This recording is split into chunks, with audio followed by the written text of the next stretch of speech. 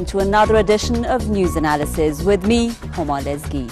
On this program, we're looking at popular protests inspired by the Tunisian and Egyptian revolutions against another Arab leader who's been in power for more than 3 decades.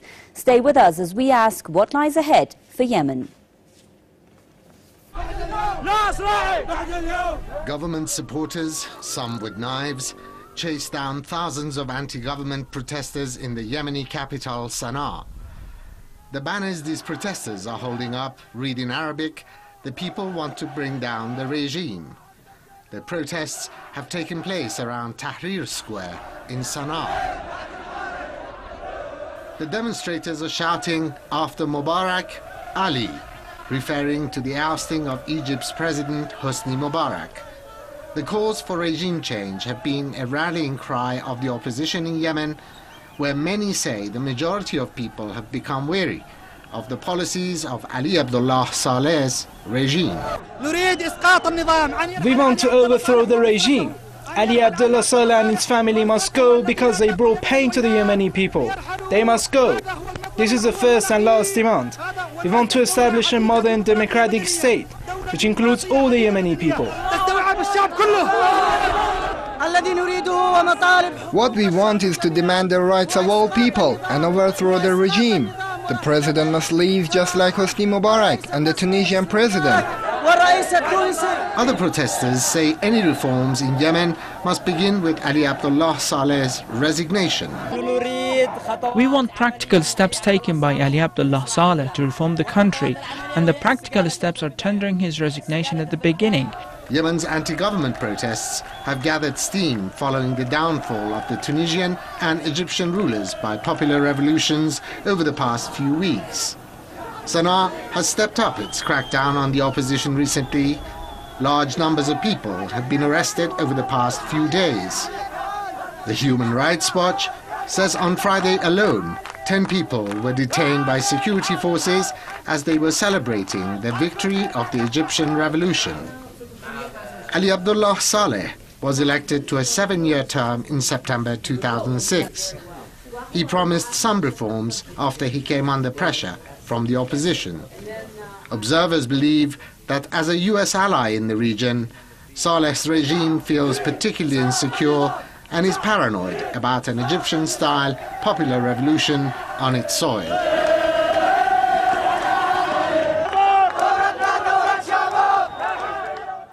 Well, joining me now live from Beirut is Osman Bakach from the Liberation Party, from London, political analyst Fuad Ibrahim, and in Chicago, writer and radio host Stephen Nendman. I'd like to thank you all for being on this edition of News Analysis. I'll start with Beirut, Osman Bakach. Mr. Bakach, what are the similarities here with Egypt?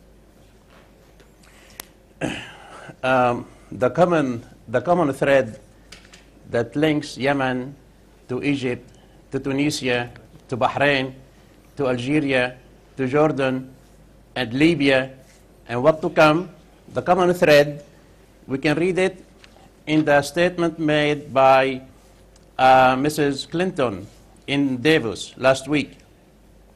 Basically, she said that the whole region will witness a perfect storm.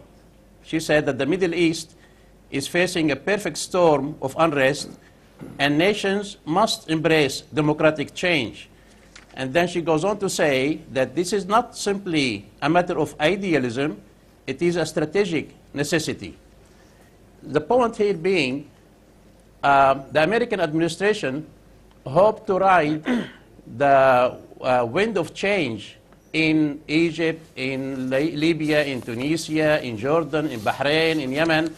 Basically, the American administration is trying to cash on the wave of protest and demonstrations to force regime change. And this is something that the Yemeni president understood very well. To begin with, yes, on the face of it, it would appear that this rise of demonstrations are spontaneous. And no doubt, triggered by what happened in Egypt and what happened earlier in Tunisia. But yet the Yemeni president is fully aware that there are the foreign power, notably the American, they stand ready to capitalize on this popular anger. This is why he rushed to give in some concession to the opposition. That until yesterday he was adamant that Mr. Bakash, what do you exactly pushing. mean when you say that they want to capitalize on these popular protests? You can just be a bit clear on that.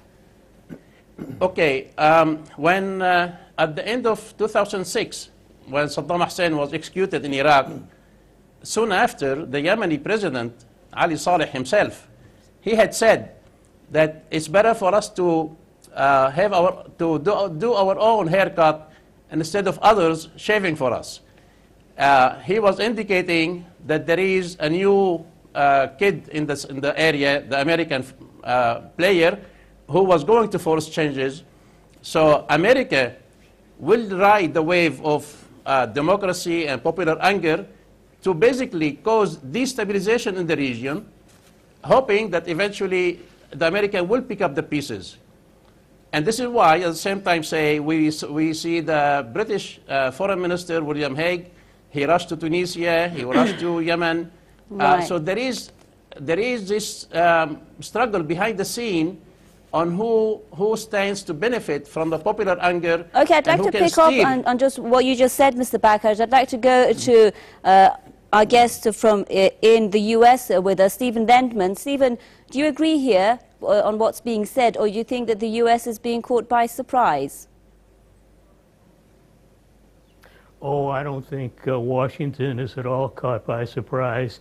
I think the hand of Washington is very much involved in everything going on throughout the region, not just in Egypt, certainly in Yemen, in Tunisia, in Algeria, and if I may, I'm not certain whether you reported on air, even the Saudis are a little bit worried. For the first time since the Saudis established a government, what they call a government, they have no elections, but they have a government that was established in 1932. For the first time, a political party was formed called the Islamic Nation Party. Now, King Abdullah has to give it his seal of approval.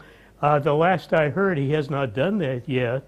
But the fact that the party formed, I imagine he will. America's hand is very much on everything going on in the region. And there's no question what America wants. It has imperial control, but it wants greater imperial control, including, of course, over Iran. The entire region, it wants to shake up the region and get greater control. It wants to remove leaders that it doesn't control as much as it would like to. Mubarak was damaged goods. Mubarak literally had to go because Washington turned against him. Egypt's military turned against him. They were furious that he wanted his son to succeed him. They wanted no part of that. And literally, it was that as much as popular protest that got Mubarak out. One very important point, what's going on throughout the region, including in Yemen. And by the way, Yemen is an extremely important country to America, to the West, because the straits that separate I'll Yemen come back from to that point Eritrea. that you said. I'll come back to that barrels point, of oil pass through Stephen, daily. yeah. I'll come back to that point of how important Yemen is for the likes of the United States. But first, I'd like to go to our guest in London, Fuad Ibrahim. Mr. Ibrahim, let's just focus on Yemen before we go to the regional aspect of this. Can the Yemeni people also force President Saleh to go so quickly? Or do you think it'll be a longer process, probably with more bloodshed, if he is forced to leave? Well, the conditions of revolution in Egypt and Tunisia could be applied to Yemen and could be extended to any other Arab nations in the region. Actually, the Yemeni people are revolting because for the same reasons the Egyptian and the Tunisian people revolted against their rulers.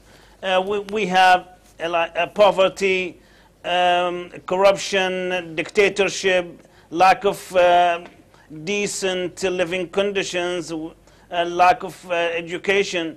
So all the conditions of revolutions are there. The problem with Yemen now is it's more than a revolution. The country itself is could be disintegrated, and so all the conditions are there for revolution, for military coup d'etat, for disintegration. So I believe that Yemen could face or could witness a revolution anyway, any day. So I think, but going back to what your guest in the States just said, that he exaggerated the role of United States in Tunisian and Egyptian revolutions. I believe that it is a pure popular revolution in Tunisia and Egypt, and has nothing to do with the United States. Although I know there are some observers who would like to analyze these revolutions in terms of nations game, but I believe that it is a popular revolution for the sake of the Egyptian nation and for the sake of Tunisian nation. Well, that was what was said by our guest in Beirut, Mr. Bakkash. I'd like you to respond to that, Mr. Bakkash. Well, today, the American Chief of Staff, Mike Mullen, in Israel, he commented on the positive stand taken by the Egyptian army. In effect, both Egypt and Tunisia have not yet changed. There has not been regime change. There has been rather cosmetic change so far. The regime in Egypt is still staunchly pro-America. The regime in Tunisia is still staunchly pro-Europe. So aside from Ben Ali stepping down and Mubarak stepping down, really the regime has not stepped down. And this is where we need to draw a line between cosmetic reform, as now in Egypt they're talking constitutional reform in Article 73, 467 in the Constitution, and revolution. Revolution means to fold the older page of the older colonial order. Let's not forget all these regimes from Morocco to Pakistan to Indonesia, all these regimes are a legacy of the colonial order that was founded by Europe early on, and later on now the Americans are trying to move in. This is where the central question now facing the Muslim nation. Are we going to win truly our own and true independence from the West, or are we going to be fooled by some cosmetic change? Liberation, now they are talking about Tahrir Square in Yemen as much as Tahrir Square in Egypt. The Tahrir, the liberation, is by really breaking the colonial grip over our Muslim land. Okay. This is what we stand for. Okay, that's right. Mr. Lendman, we know, though, that the Yemeni leader is an ally for the United States. What do you think Washington is telling the Yemeni leader to do right now, if it indeed is giving him any kind of advice? Well, I would say the Yemeni leader and the leader of any country is really a lot less important than the regime and the militaries of these countries that the U.S. supports, provides financial and military aid, and it simply doesn't matter whether the leader goes. What does matter is whether the regime stays. So I honestly don't think America cares one way or the other about Salah. But again, it's the entrenched system that America wants its grip on. Look at Egypt. Mubarak's gone. The regime is there. It has more hardened control now than it did under Mubarak. You've got the emergency law still there. You've got martial law declared. You've got the Constitution abolished. You've got Parliament suspended. You've got promises made, but no assurance whatsoever that any promises will be carried out. I repeat that people passion is very, very real. These people really want change. Poverty, unemployment, desperation, that is absolutely real. But what's going on behind the scenes, I think, may in fact be different than most people believe. And there's no